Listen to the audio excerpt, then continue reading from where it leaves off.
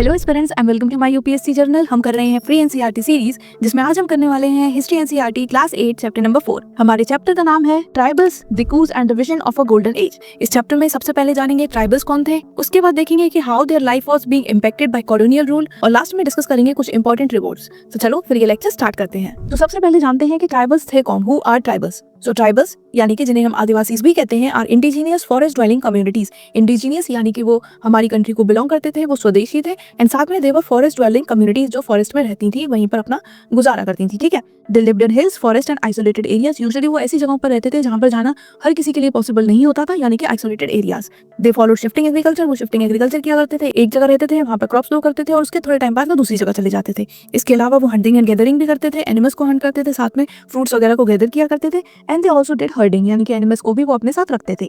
Next, they lived in close knit communities. वो communities में रहते थे, और ये कम्युनिटीज जो थी ये साथ में रहा करती थी, और इनके अपने अलग कस्टम्स और बिलीव्स थे, जो कि जो बाकी के लोग थे उनसे अलग थे। ठीक है, तो ये जो हमारे ट्राइबल्स थे, इनके अपने अलग कस्टम बिलीव्स थे, रहने का तरीका अलग था, और ये यूजुअली अलग जगहों पर रहते थे जहाँ पर नॉर्मली जो लोग थे वो नहीं जाते थे। तो ये एक अपनी अलग कम्युनिटी में रहा करते थे। ठीक है, now talking about the way of life, तो ऑक्यूपेशन की बात करें तो दे प्रैक्टिस झूम या फिर शिफ्टिंग कल्टीवेशन। ये प्रैक्टिस होता था in north east and central India. तो इसमें ये लोग सबसे पहले क्या करते थे, सबसे पहले ये लोग फॉरेस्ट को क्लीन किया करते थे, उसके बाद वहां पर ये अपने क्रॉप्स ग्रो करते थे। जब इनको लगता था कि अब ये सॉइल जो है वो इतनी फर्टाइल नहीं रही, तो फिर ये उस जगह को खाली छोड़कर चले जाते थे, फिर दूसरी जगह पर जाते थे, वहां पर उस जगह को क्लीन करते थे, फिर वहां पर अपना कल्टीवेशन करते थे। तो इस तरह इनकी ये साइकिल चलती रहती थी, और इसी को कहते हैं शिफ्टिंग कल्टीवेशन। इसके अलावा ये लोग हंटिंग गैदरिंग भी करते थे, यानी कि फॉरेस्ट प्रोडक्ट्स जैसे कि फ्रूट्स हो गए, रूट्स हो गए, हनी हो गए, मेडिसिन हर्ब्स हो गए, इन सबको कलेक्ट किया करते थे, और साथ में हंटिंग भी करते थे, जैसे कि फिशिंग करते थे। तो ये इनके अलग अलग तरीके के काम थे जो ये किया करते थे। Apart from this, animal rearing and herding, जैसे कि इसमें हमारी कुछ ट्राइबल ग्रुप्स थे, जैसे कि वन गुज्जर्स, वो पेस्टरलिस्ट थे, यानी कि वो अपने साथ एनिमल्स को रखते थे, उनको उनकी टेक केयर करते थे, उनको खिलाते थे,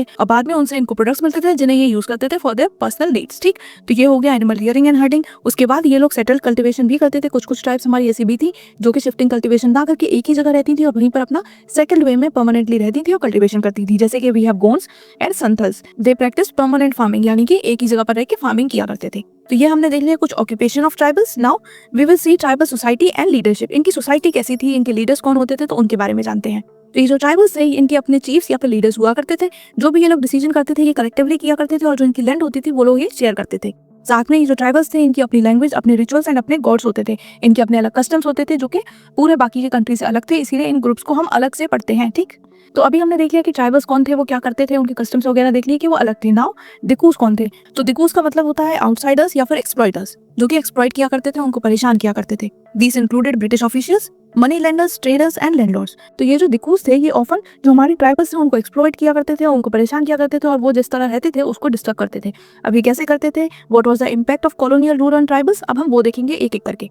सबसे पहले जानते हैं अबाउट फॉरेस्ट लॉज। तो ये जो ट्राइबल्स थे, ये हमने पढ़ा कि ये लोग फॉरेस्ट में रहते थे और वहीं पर ही अपना सारा कुछ किया करते थे। बट जब ब्रिटिशर्स आ गए तो उन्होंने क्या किया, उन्होंने फॉरेस्ट को डिक्लेयर कर दिया गवर्नमेंट प्रॉपर्टी, यानी कि अब यहाँ पर रहना, फॉरेस्ट के प्रोडक्ट्स को यूज करना, इट वाज रिस्ट्रिक्टेड, हर कोई एक्सेस नहीं ले सकता था उसका।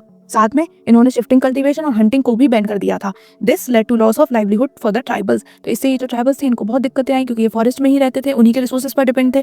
अब ब्रिटिशर्स ने वो सारा कुछ ही बंद कर दिया, हंटिंग बंद कर दी, शिफ्टिंग कल्टीवेशन बंद कर दिया, तो this way their livelihood was affected. इसके अलावा बात करें लैंड ओनरशिप की, तो tribals lost their customary rights over land. उनका कस्टम था, लैंड के ऊपर उनका राइट था, एक के बाद एक वो जो लैंड थी वो उनको मिलती रहती थी। बट अब जब ब्रिटिशर्स आ गए तो ये राइट भी उनसे उनका छीन लिया गया। अब लैंड का उन लोगों ने सर्वे किया, ब्रिटिशर्स ने लैंड मेजर की, और उसके अकॉर्डिंग उन्होंने टैक्सेस डिसाइड कर दिए, यानी कि अब जो भी उस लैंड को यूज करेगा उसे टैक्सेस देने पड़ेंगे। साथ में जो मनी लेंडर्स थे वो इनको लोन्स दिया करते थे ट्राइबल्स को, और बदले में क्या करते थे, इनकी जमीन को ले लेते थे इनसे। तो इस तरह इनका जो लैंड के ऊपर राइट था, लैंड के ऊपर कंट्रोल था, वो भी इनका जा रहा था।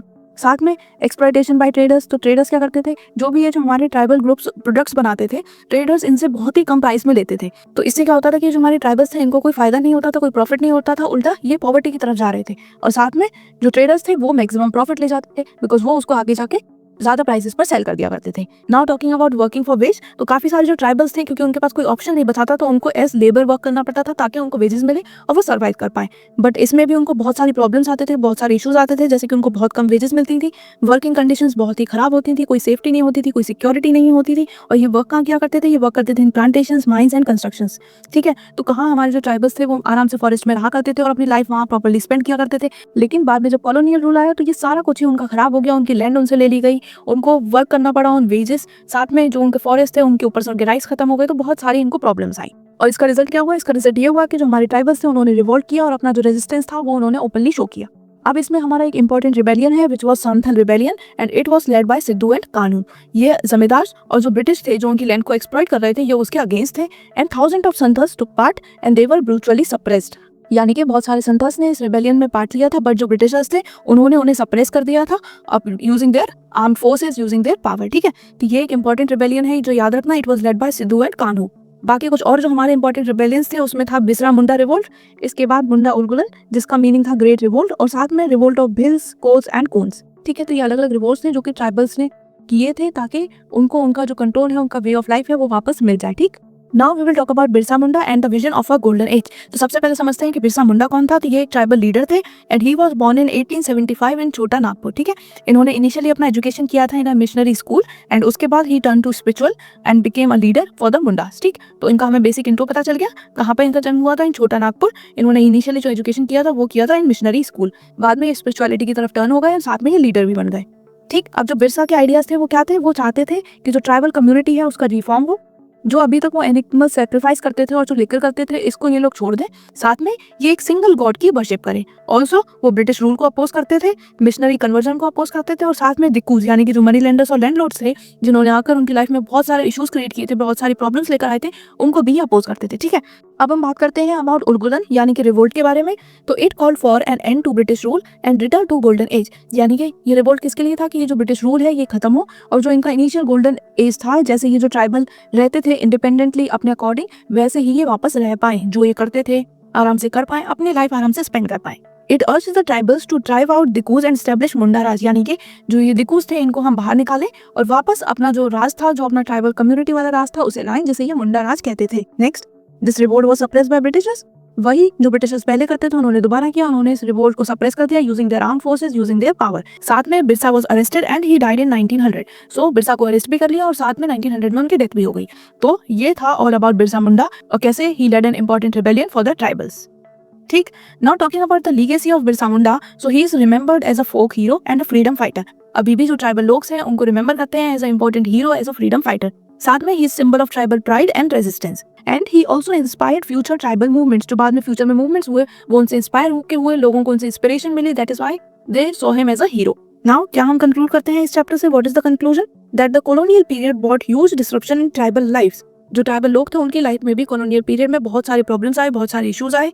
साथ में despite operation these tribals resisted bravely, इतना सारा ऑपरेशन मिलने के बाद भी इन्होंने ब्रेवली रेजिस्ट किया अगेंस्ट द ब्रिटिशर्स। इन्होंने अपना रेजिस्टेंस शो किया अलग अलग रिवोल्ट्स के थ्रू, अलग अलग रिबेलियंस के थ्रू। साथ में their struggle was not just economic, यानी कि इनका जो रिवोल्ट था वो सिर्फ इकोनॉमिक बेसिस पर नहीं था, ये अपने कल्चर के लिए भी लड़ रहे थे, अपनी लैंड, अपनी आइडेंटिटी, अपनी डिग्निटी, इन सब चीज़ों के लिए लड़ रहे थे। क्यों? क्योंकि जो फॉरेस्ट थे जहाँ पर ये रहते थे वो एक बहुत इंपॉर्टेंट चीज़ थी इनके लिए, उसी पर इनकी लाइफ डिपेंड करती थी। बट कॉलोनियल रूल आने के बाद इनकी लाइफ बहुत ज़्यादा अफेक्ट हो गई थी, इनके सारे ही राइट्स, इनका वे ऑफ लिविंग, सब कुछ ही उन लोगों ने चेंज कर दिया था, जिसकी वजह से इन्होंने रिवोल्ट की। सो विद दिस हमारा ये चैप्टर हो गया है खत्म। आई होप कि आपको ये चैप्टर बहुत इंटरेस्टिंग लगा होगा, साथ में आपने बहुत कुछ जाना होगा about the tribals and their revolt. कहीं भी कोई भी डाउट हो तो कमेंट में पूछ लेना, चैनल पे नए हो तो सब्सक्राइब कर लो, नोटिफिकेशन ऑन कर लो ताकि कोई भी वीडियो आप मिस ना करो। अब मैं मिलूंगी आपको नेक्स्ट वीडियो में, till then bye bye, take care, पढ़ाई करते रहो।